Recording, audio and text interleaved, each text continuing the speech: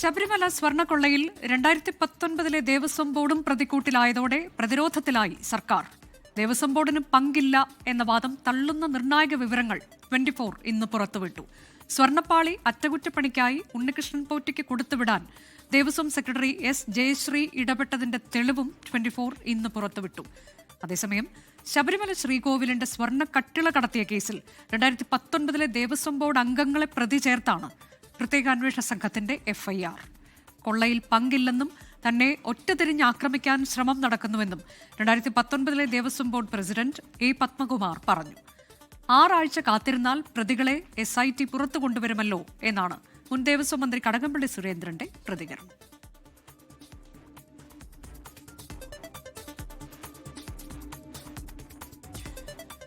വിശദാംശങ്ങളുമായി നമ്മുടെ പ്രതിനിധികൾ സലിം മാലിക്കും അരുൺ രാജുമുണ്ട്. ആദ്യം സലിം മാലിക്കിലേക്കാണ്. സലിം, ഇതിൽ വളരെ പ്രധാനപ്പെട്ട ചില വിവരങ്ങൾ, അത് എങ്ങനെയാണ് ചെമ്പുപാളിയായി മാറിയത് സ്വർണ്ണപ്പാളി, എങ്ങനെയാണ് ഉണ്ണികൃഷ്ണൻ പോറ്റിയിലേക്ക് എത്തിയത്, അതിനുവേണ്ടി ഉത്തരവ് തിരുത്തിയത്, ഇതിൽ ദേവസ്വം ബോർഡിന്റെ മുതിർന്ന അംഗങ്ങൾക്ക് എങ്ങനെയാണ് അതിൽ പങ്കുണ്ടാകാൻ സാധ്യതയുള്ളത്, അങ്ങനെ ഒരുപാട് വിവരങ്ങൾ ഇന്നിപ്പോൾ ദേവസ്വം വിജിലൻസ് റിപ്പോർട്ട് പുറത്തുവിട്ടതിലൂടെ പുറം ലോകം അറിഞ്ഞിരിക്കുകയാണ്. വളരെ നിർണായകമായ വിവരങ്ങൾ. സലിം. അനുജ, ഉണ്ണികൃഷ്ണൻ പോറ്റിയെ പോറ്റാൻ ഏതെങ്കിലും നിലയിൽ ഉദ്യോഗസ്ഥർ മാത്രമല്ല, അന്നത്തെ ഭരണസമിതി കൂടി ഉണ്ട് എന്ന് സംശയിക്കുന്ന നിലയിലുള്ള ദേവസ്വം വിജിലൻസിന്റെ റിപ്പോർട്ടാണ് ഇന്ന് 24 പുറത്തുവിട്ടത്. നിർണായകമായ വിവരങ്ങളാണ്. കാരണം ഇത്രയും ദിവസവും ദേവസ്വം ബോർഡിന്റെ മുൻ അധികാരികളൊക്കെയും മന്ത്രിമാരും ഒക്കെ പ്രതിരോധിച്ചിരുന്നതിനെയൊക്കെ തള്ളുന്ന നിലയിലാണ് ആ റിപ്പോർട്ട്. ഉദ്യോഗസ്ഥ താല്പര്യം മാത്രം കാണാൻ കഴിയില്ല, ഭരണസമിതിയുടെ പങ്കും അന്വേഷിക്കണമെന്ന് ദേവസ്വം വിജിലൻസ് തന്നെ കണ്ടെത്തി കോടതിയിൽ റിപ്പോർട്ട് സമർപ്പിച്ചിരിക്കുന്നു എന്നുള്ളതാണ്. ബോർഡിന്റെ സമ്മർദ്ദം ഉണ്ടായിട്ടുണ്ടോ ഈ കൊള്ളയ്ക്കും കളവിനുമെന്ന് സംശയിക്കുന്നു എന്ന് തന്നെ വ്യക്തമായി ആ റിപ്പോർട്ടിൽ എഴുതുകയും ചെയ്യുന്നുണ്ട്. മാത്രമല്ല, ഇതുമായി ബന്ധപ്പെട്ട് ഉണ്ണികൃഷ്ണൻ പോറ്റിക്ക് സ്വർണ്ണപ്പാളികൾ വിട്ടു നൽകുന്നതുമായി ബന്ധപ്പെട്ട് ദേവസ്വം ബോർഡ് സെക്രട്ടറി ഉത്തരവ് തിരുത്തിയതിൻ്റെതുൾപ്പെടെയുള്ള നിർണായക വിവരങ്ങളും പുറത്തു വന്നിരിക്കുന്ന സാഹചര്യമാണ്. കാരണം ഗുരുതരമായ കാര്യങ്ങളാണ് ഇതുമായി ബന്ധപ്പെട്ട് ഈ റിപ്പോർട്ടിൽ ചൂണ്ടിക്കാണിക്കുന്നത്. അത് ദ്വാരപാലക ശില്പങ്ങളിലും ഒപ്പം തന്നെ ഈ ശ്രീകോവിലിന്റെ പ്രധാന വാതിലിലും സ്വർണം പൂശാമെന്ന വാഗ്ദാനത്തിന്റെ പേരിൽ ഉണ്ണികൃഷ്ണൻ പോറ്റിക്ക് ഇത് കൊടുത്തയക്കുന്നതിന് പിന്നിൽ ഒരു കൂടിയാലോചനയും കൂട്ടമായ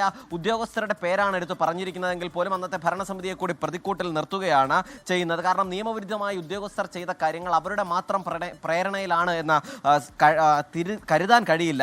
ഉദ്യോഗസ്ഥ താല്പര്യം മാത്രമാണ് എന്ന ഇത്രയും വലിയൊരു ക്രൈമിനിടയിൽ കരുതാൻ കഴിയാത്ത സാഹചര്യമുണ്ട്. കാരണം അവിടുത്തെ ബോർഡിന് ഇടപെടാതെ, ഭരണസമിതിക്ക് ഇടപെടാതെ ഇത്രയും വലിയൊരു ക്രൈം അവിടെ നടക്കുമോ എന്ന് സംശയമുണ്ട് എന്ന് തന്നെ ദേവസ്വം വിജിലൻസ് പറയുന്നുണ്ട്. ഒപ്പം തന്നെ 2019 ബോർഡിന്റെ വീഴ്ചയാണ് എന്നുള്ളതും ഈ റിപ്പോർട്ട് ചൂണ്ടിക്കാണിക്കുന്നുണ്ട്. തുടർ നടപടി വേണമെന്നും ദേവസ്വം വിജിലൻസ് തന്നെ നിർദ്ദേശിക്കുന്ന സാഹചര്യം ഗുരുതരമാണ്. ഇതിന്റെ കൂടി പശ്ചാത്തലത്തിലാണ് ഈ SITയുടെ പക്കൽ ഈ റിപ്പോർട്ടുണ്ട്. അതിന്റെ കൂടി പശ്ചാത്തലത്തിലാണ് ഈ കേസും അനുബന്ധ നടപടികളും മുന്നോട്ട് പോകുന്നത്. അതിൽ തന്നെ 2019 അഡ്മിനിസ്ട്രേറ്റീവ് ഓഫീസറായ മുരാരി ബാബു, എക്സിക്യൂട്ടീവ് ഓഫീസറായ D സുധീഷ് കുമാർ എന്നിവർ ബോധപൂർവം ചെമ്പുപാളിയാണിത് എന്ന് രേഖ തയ്യാറാക്കി തെറ്റിദ്ധരിപ്പിച്ചു എന്ന വിജിലൻസിന്റെ റിപ്പോർട്ട് ചൂണ്ടിക്കാണിക്കുന്നു.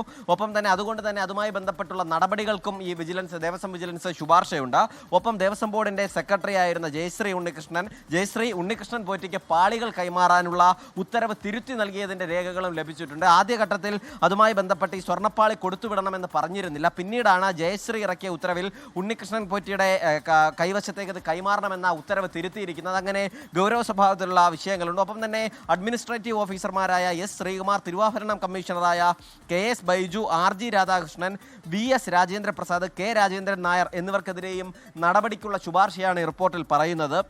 ഒപ്പം സ്ഥിരവരുമാനമില്ലാത്ത ഉണ്ണികൃഷ്ണൻ പോറ്റി ശബരിമലയുമായി ബന്ധപ്പെട്ട് വിവിധ അഴിമതികൾ അതുമായി ബന്ധപ്പെട്ട് നടത്തിയിട്ടുണ്ട് എന്ന് സംശയിക്കുന്നുണ്ട് എന്നും പറയുന്നു. ശബരിമലയിലൂടെ ധനസമ്പാദനം നടത്തി എന്നുള്ളതും ഈ റിപ്പോർട്ടിൽ ചൂണ്ടിക്കാണിക്കുന്നുണ്ട്. അതുകൊണ്ട് തന്നെ ഇത്രയും ദിവസവും ഈ ദേവസ്വം ബോർഡിന്റെ അധികാരികളും അക്കാലത്ത് ദേവസ്വം ബോർഡ് പ്രസിഡന്റും മന്ത്രിമാരും ഒക്കെ പറഞ്ഞിരുന്നത് പോലെ അങ്ങനെ എളുപ്പത്തിൽ കൈകഴുകാവുന്ന രീതിയിലല്ല ഇപ്പോൾ റിപ്പോർട്ട് പുറത്തു വന്നിരിക്കുന്നത്.